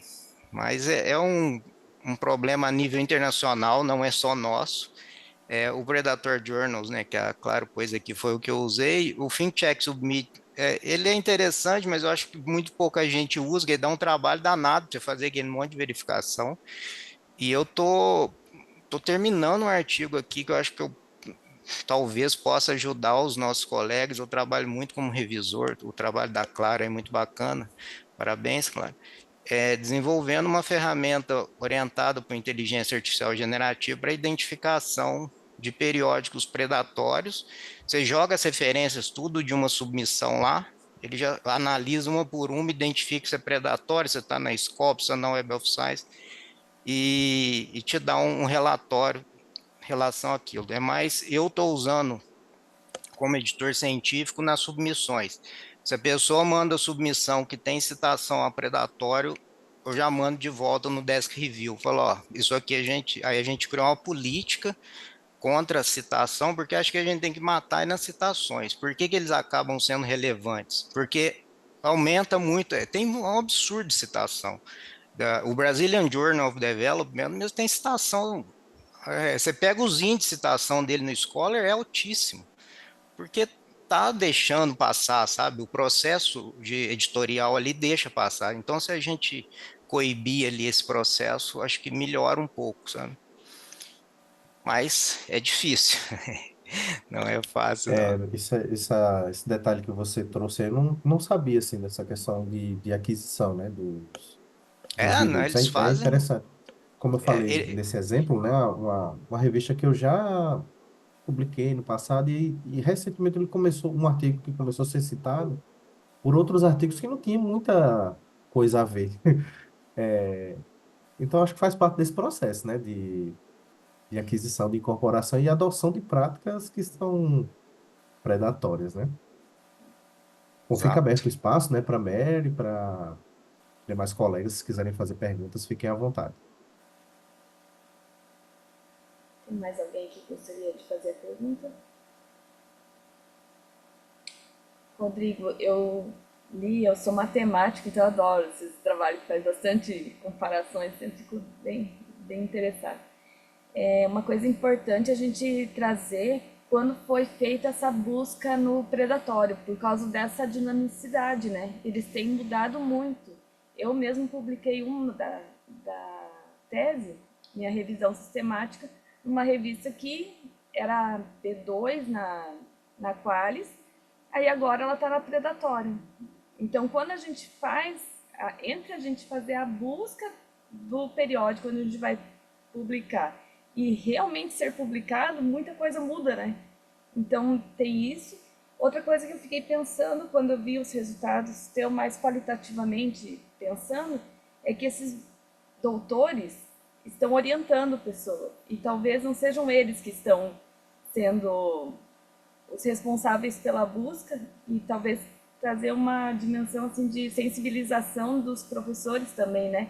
De estarem utilizando ferramentas para descobrir se aquela revista é predatória, porque entre o começo e o fim desse processo nem sempre é rápido, né? E para Mara, eu adorei o Idamutec, eu já fiz um trabalho sobre Taylorismo. Eu fiz análise dos 3 livros do Taylor, com o Idamutec, mas eu achei muito legal porque você conseguiu extrair, não é tão fácil de extrair essas percepções de categorias dentro do Iramutec, dá um trabalhão, tem que fazer uma análise bem profunda, e eu gostei muito. Só acho que ter só uma base de dados de artigos enfraquece muito tua revisão, então procurar dar uma olhada se não tem coisas em outras, né? Porque vai te ampliar bastante o resultado da tua revisão e ampliar para poder publicar, né? Porque eles pedem mais de uma. Principalmente no Cochrane, quando você começa a ler o Prisma, né? Que é baseado no Cochrane, ele pede mais bases para poder fazer a submissão mesmo. Mary, eu posso só fazer um comentário para Mara? É uma sugestão, na verdade, viu, Mara? Eu li o seu artigo aqui, parabéns pelo trabalho. Eu uso muito o Iramutec, principalmente para revisão sistemática de literatura. Eu gosto de casar análise lexical com análise de conteúdo, e aí o Iramutec ele te dá uma estrutura bacana para isso. A tua figura 3, ela chama, você pôs como título classificação hierárquica desse Enem, mas é análise de similitude. Talvez você tenha copiado o título da figura 2 lá, é só se trocar o título aí, que ela é análise de similitude. E eu sugiro para você, mas talvez se você for para submissão periódico, talvez fazer um tratamento no seu corpus com relação a palavras compostas. Porque o Iramutec ele dá uma diferença considerável quando você monta as palavras de forma composta. Por exemplo, você pega stricto sensu, ao invés de você deixar stricto e sensu, você põe o underline e junta como composta. Aí você faz isso para várias palavras ali que são chaves dentro do teu corpo, porque você teve um item lá que chama pó na classe verde. Eu acho que é pó mesmo que está escrito. Então é uma palavra que não tem sentido, né? O teu tema principal é ciência contábil. Então, ciência contábil você põe como composta, junto com underline. Isso muda, tá? Na hora que você analisa as classes e ele for gerar depois eu gosto de usar muito o corpuscular, que ele gera baseado nas classes lá, ele muda o contexto, então acho que fica até muito mais robustas os resultados, sabe? Mas é coisa simples aí.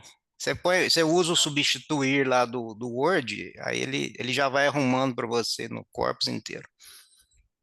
É só essa Obrigada sugestão. Parabéns aí pelo trabalho. obrigada pelas contribuições. Eu nunca tinha visto Iramutec, então eu apanhei bastante. Juro para vocês que eu apanhei bastante para fazer. Apanhei assim, graciosamente, né, para usar. Eu usei muito como fazer, mas obrigada pelas contribuições, vou alterar. Eu tenho outras bases que eu comecei, e aí, como estava repetindo muito, eu parei de usar as outras bases, mas eu tenho tudo anotado, tá? Tudo salvo. Vou mexer para. E vou colocar. Já anotei aqui também do Elton para a gente colocar, que é só um pedaço da tese. Obrigada. Ok, ok. Bom, pessoal, vamos para o segundo bloco, né?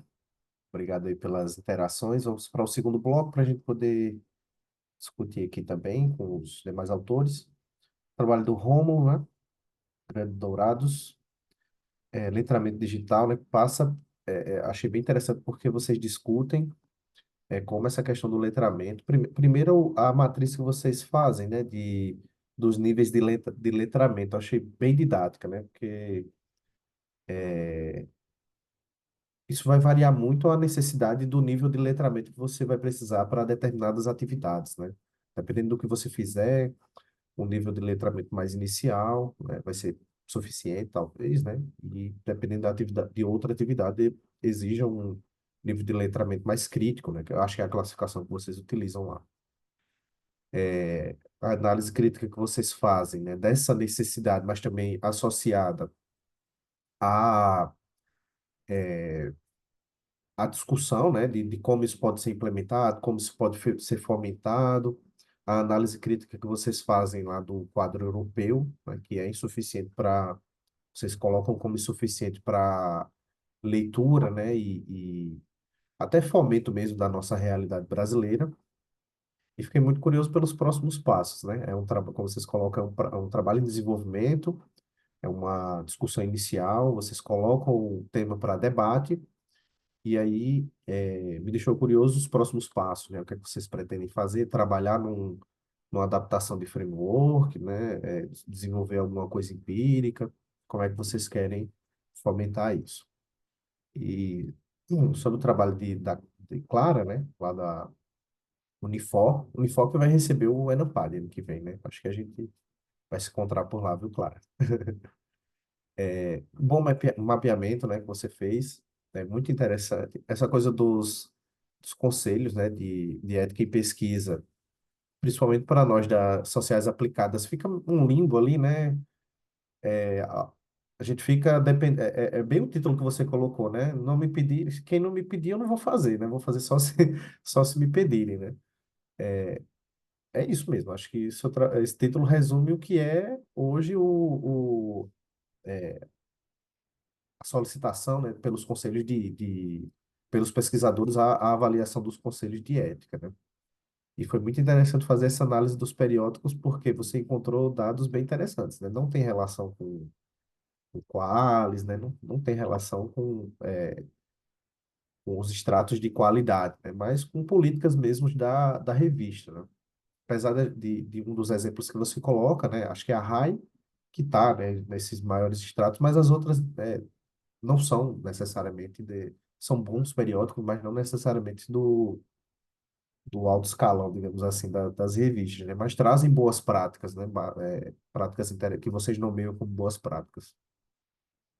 Eu acho que vocês colocam na mesa um debate interessante, né? A gente vai ficar só ignorando, assim, e fazendo quando a gente for solicitado, ou vamos trazer isso como uma prática de pesquisa, né? Como uma conduta ética de pesquisa.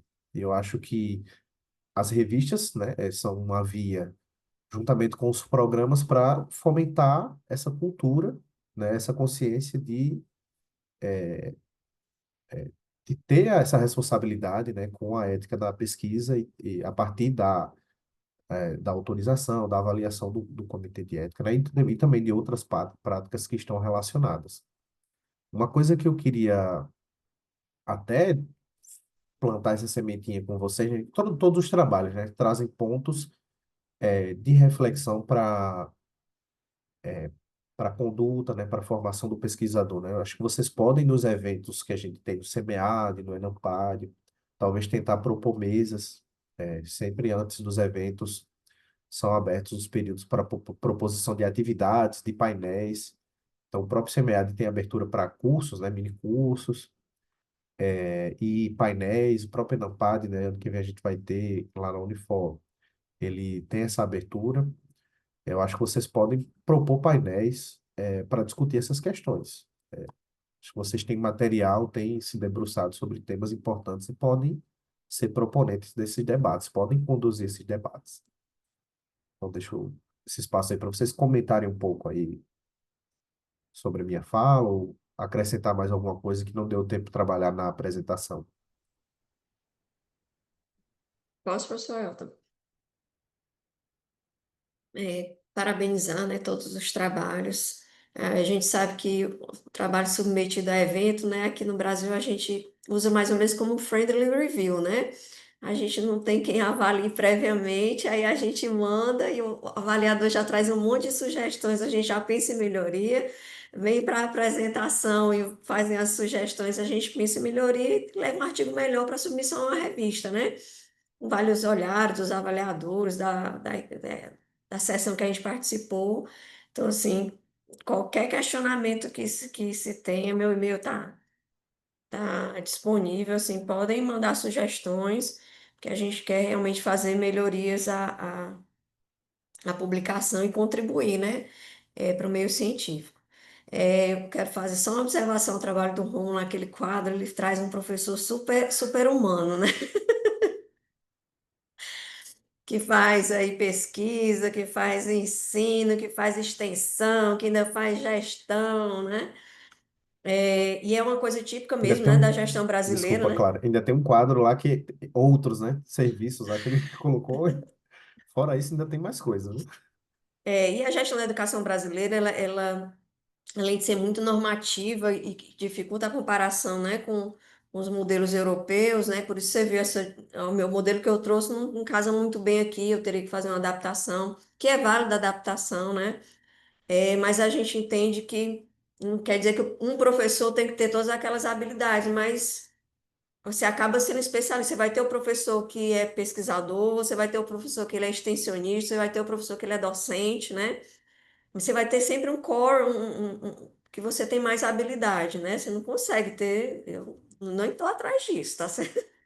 De ter todas as habilidades ao mesmo tempo. Você vai ter o docente que vai atuar na gestão de uma forma significativa, que vai trazer boas contribuições à gestão, mas é tipo um portfólio, né? Os docentes que você vai ter na sua instituição, ele vai fazer aquele, cada um vai contribuir dentro daquela área para ter uma boa cesta, a sua universidade, porque é o tripé da universidade, não é o tripé do docente, né? Então, a universidade tem que trabalhar nas três perspectivas, trazendo no seu portfólio docentes que tenham habilidade na extensão, que tenham ações de extensão, pesquisa, enfim. É, mas aí no quadro a gente se vê bem desafiado, né? Então, parabenizar, agradecer as observações aí ao artigo. Ele está ainda em melhorias, né? A gente ainda está fazendo as melhorias que os avaliadores sugeriram, né? Para a gente fazer a submissão à revista. E a gente tem muita preocupação em trazer a prática, né? Hoje, nas universidades, do Reino Unido, né? Eles, em vez de avaliar o impacto da revista, o número de publicações, o número de citações, eles dão até uma premiação para o impacto mesmo da produção científica, né? E hoje a gente tem, pelo menos aqui na coordenação de pesquisa da Unifod, e a sua pesquisa, qual é o impacto? E a gente quer trazer, né, através dessa pesquisa, orientações aos editores, né? Para reavaliarem as suas regras de submissão. Nós apresentamos essa semana um artigo na ABEC, né, que é o evento aí dos editores de revista brasileiro, uma temática similar. Então, para a gente avaliar como é que a gente pode mudar, né, como é que a gente pode melhorar nossas regras de submissão e considerar isso, né, no impacto da revista, né, revistas que tenham preocupações éticas e fazem com que o ecossistema de publicação também tenha essa preocupação ética. Eu, eu quero também parabenizar os colegas, bons trabalhos. Eu li todos os artigos, passei ontem e hoje fazendo isso, gostei dos trabalhos, gente, parabéns. E professora Clara, eu gosto daquele quadro porque, assim, muito embora a gente trabalhe com essa coisa de especialidades, né? Cada pessoa tem a sua afinidade. Em última instância, quando a gente vê as métricas de comparação e as exigências de avaliação de programa, fica muito distante de que todo mundo tem que fazer um pouquinho de cada coisa. E acaba sendo meio super-homem mesmo, né, esse professor. E essa é a grande crítica que a gente produz aqui, né? E eu quero falar um pouco do contexto do trabalho antes de responder ali a sequência do trabalho que o Elton perguntou. É que a gente tá fazendo uma parceria aqui com a Escola de Educação, com a Faculdade de Educação, eu sou da Faculdade de Administração, para pensar essa problemática da formação docente do professor da área de ciências sociais aplicadas, né? Nós não temos essa formação de maneira estruturada, a nossa pós-graduação não dá subsídio para que a gente se forme enquanto professor, e na graduação tão pouco, e faltam passos formativos institucionais para tanto, né? E nessa parceria, alguns professores estão desenvolvendo pesquisas na área de educação para a administração, com o objetivo da gente fazer essa aproximação, né? E eu peguei letramento docente porque eu vejo, de certa maneira, na, na estruturação da nossa prática como professor, uma certa dificuldade na assimilação das tecnologias que acabam sendo assimiladas como usuário, na maior parte dos casos, e, de certa maneira, explorando muito pouco as potencialidades que as tecnologias podem proporcionar, ao mesmo tempo em que é feita uma assimilação é, muito mais.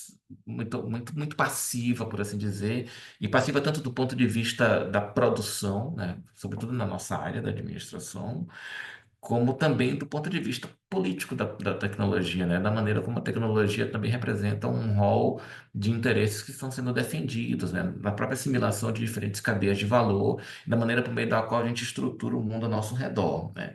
E essa é a preocupação da pesquisa de letramento, não avaliar se o professor, em última instância, é letrado ou não é letrado, mas avaliar também como que a tecnologia interfere a atividade de ensino e aprendizagem e transforma ela, e na medida que transforma ela, coloca ela em certos rumos, por assim dizer, que talvez não sejam os rumos das necessidades específicas das nossas localidades e dos estudantes que a gente está tentando trabalhar com, né? E eu acho que isso tem uma tensão subjacente, e por isso que a gente faz essa pesquisa.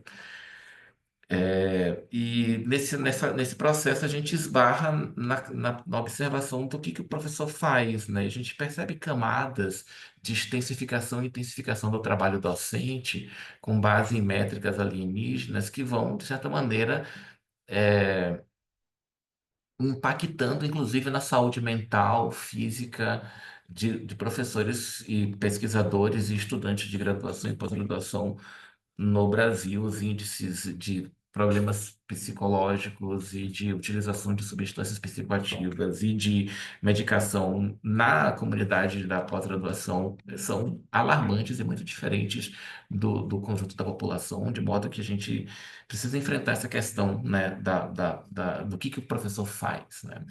E a gente ainda não está na fase de discutir soluções, né? Mas uma das coisas que alguém falou aqui no que diz respeito à assimilação de atividades de ensino, pesquisa e extensão, talvez seja a formação de cluster de pesquisador especializado, né? Você tem um cluster de três, cada um especialista em uma coisa, eles se ajudam sobre a temática, enfim, né? Whatever. Sobre o que o professor Elton perguntou, professor Elton, a partir daqui, essa pesquisa ela vai se desdobrar em três frentes, né? Primeiro, no que diz respeito ao levantamento empírico de habilidade, de atividades docentes propriamente dito, né? Então, a ideia é ter uma etapa de entrevistas para que a gente possa encontrar dimensões, né? E refinar essas dimensões do trabalho docente, para além dessa suposição mais geral do ensino, pesquisa e extensão, o que a gente pode construir em termos de dimensões mais específicas, a partir daí chegar a atividades que propriamente todos os docentes fazem, né, em determinada parte da sua vida, e quais são as nuances do professor mais envolvido na gestão, do professor mais envolvido na pesquisa, do professor mais envolvido na docência, enfim, né? E depois disso, a ideia é fazer um cruzamento por meio de uma matriz de habilidade e competência, na medida que a gente possa articular diferentes atividades por dimensão, habilidades e competências específicas que possam, então, subsidiar a construção de indicadores para ser depois construído um modelo, né? E aí, por fim, a ideia, basicamente, é a gente ter um modelo de letramento digital docente que envolva as dimensões de alfabetização, letramento e letramento crítico, que seja adaptado à nossa realidade e que possa ser aplicado nas nossas instituições, até como subsídio para tomar decisão em política pública. Então, a ideia basicamente é essa. É, é isso, gente. Estou extrapolando o tempo aqui. Obrigado, professor. Obrigado, colegas. Perfeito, Romulo. A gente vai ficar curioso aí para ver os desdobramentos do seu trabalho, né? E dos demais também. Obrigado também, claro, né, pela reflexão aí final sobre o seu trabalho. Infelizmente o tempo urge, né? E a gente precisa também participar de outras atividades, mas gostaria de parabenizar mais uma vez a vocês, né, pelos trabalhos construídos. É muito bom a gente ver bons trabalhos de diferentes lugares, né? Eu lembro que Clara se apresentou falando do lugar de fala dela, né? Então a gente tem pessoas do Ceará, do Rio Grande, eu falo Rio Grande do Norte barra Paraíba, Mato Grosso, Minas, né? Do Paraná. Então, o professor Cláudio é da UNB, né? Brasília, ok. Então temos aí uma representação muito boa aí nacional, né? Ok. Eu queria agradecer especificamente Mary, né, pela assessoria aí na sessão, né? Ela fez um belo trabalho aí elaborando questões e ela fez uma análise bem bacana dos trabalhos de vocês, pessoal. Vou até sugerir que ela encaminhe individualmente, se ela sentir a vontade de encaminhar individualmente, porque eu acho que vocês vão se aproveitar bem dos comentários, dos questionamentos que ela fez. Então, pessoal, desejo um bom evento, né? Nós não Sugiro também que temos vocês coloquem os contatos, né? Como Clara colocou aqui. não temos os e-mails de vocês nos trabalhos. Nos trabalhos não temos os e-mails, exatamente. Se vocês quiserem compartilhar aqui, é bom porque a gente vai montando essa rede, né, de contatos, a gente vê que são temas correlatos, né, discussões correlatas que podem, a gente pode ter insight de método, de reflexão mesmo sobre o tema a partir dos colegas, tá? Então, pessoal, acho que a gente pode encerrar por aqui, Uma e pergunta, desejo um bom professor evento a Elton. vocês. Sim. Desculpe, como é que a gente compartilha e-mails aqui, para todo mundo ver? Tem que ser na tela A gente tá mesmo? colocando aqui no chat. Ah, no chat. Não sei se Achei o tem outro chat. método, né? Mas Achei o chat. a gente Valeu, tá galera fazendo do isso aqui. Tô apoio. copiando todos aqui. É isso, galera. Abraço. Obrigado. Ok. Então, desejo um bom evento para vocês, pessoal. Não sei se vocês vão participar de outras atividades, mas foi muito bom participar dessa primeira sessão aí com vocês. Um abração. Um abraço, pessoal. E avaliem a sessão, né, professor? Isso, isso. Obrigado, viu, Clara? A Mary colocou um link aqui para avaliação da sessão, né, ao final. Obrigado por lembrar, viu? Não deixe de avaliar, porque é importante para a gente ir ajustando o evento e as atividades. Obrigada, gente. Tchau, tchau, pessoal. Obrigada. Tchau, Tchau, pessoal. Um tchau. abraço. Um abraço.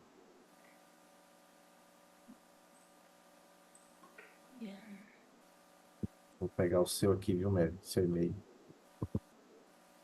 Você já fez. Eu mandei bem pra ti. Não, mas para colocar tudo junto aqui, para ficar com recortezinho da sessão. Mary, obrigado, viu? Se você sentir a vontade, eu sugiro que você faça isso. Pega aqueles comentários que você fez sobre o trabalho, né? Acho que é importante, né? O pessoal ter esse feedback. Na Vou sessão fica um tentar. pouco mais complicado, né? Porque o tempinho é curto, né? É muito Mas a gente rápido. conseguiu fazer tudo bem, bem direitinho. Foi sua primeira sessão? É a minha primeira No- sessão. Nunca tinha Pronto. trabalhado no Deu tudo certo, né? Sim. Vou Ok. Você vai apresentar hoje. apresentar trabalho? Vou apresentar 4h30 hoje. Pronto. Então, desejo boa sorte na sua apresentação. Foi um prazer Prazer. trabalhar com você. Fica aí E com aí, meu e-mail, meu contato. contato você já tem? Isso, é isso que eu ia E dizer. se Você é da área precisar, de se vier para cá. administração? Eu sou mestre em administração, estou fazendo doutorado em gestão da informação e eu trabalho na universidade como assistente no Sim. departamento de cirurgia aqui na Ah, universidade. sim. Então eu É lá estou na UFR, na UFR. UFPR? Certo. Estou Aí juntando o aí. programa que você trabalha é o de sistema de ciência da informação. Não, é gestão da informação, parte. Eu acho que aí de vocês é ciência da informação, né? Ah, tá. A nossa é É porque gestão da muda o informação nome, no né? nome. Gestão da Aham. informação, né? Isso. Ok. Estou juntando a Então, matemática, a administração e a saúde. Tá bem interessante. é, aqui próximo de João Pessoa tem um programa que é em João Pessoa, na verdade, né? João Pessoa que é próximo da cidade que eu tô. Tem um programa de pós que é em sistemas de decisão em saúde. E ele é meio que interdisciplinar e tal. E aí, como você gosta da área quantitativa, eu acho que vale dar uma olhada lá, assim. Eu Acho que faço tem coisa. E métodos aí, saúde, né? eu faço métodos multicritérios, né? E essa Sim, vez eu vou aplicar na área de saúde, porque a gente estava com um sim, problema bem sério lá dentro do hospital e como eu trabalho, né, na saúde, a gente sim, resolveu aproveitar o doutorado para resolver um problema também. sim, sim, sim. Isso é muito bom, porque você entrega um produto, né? Tem um impacto. É muito bacana. Bem legal. Então tá bom. Prazer, Bom professor. evento e bom almoço aí para você, viu? Obrigada. Tchau, tchau.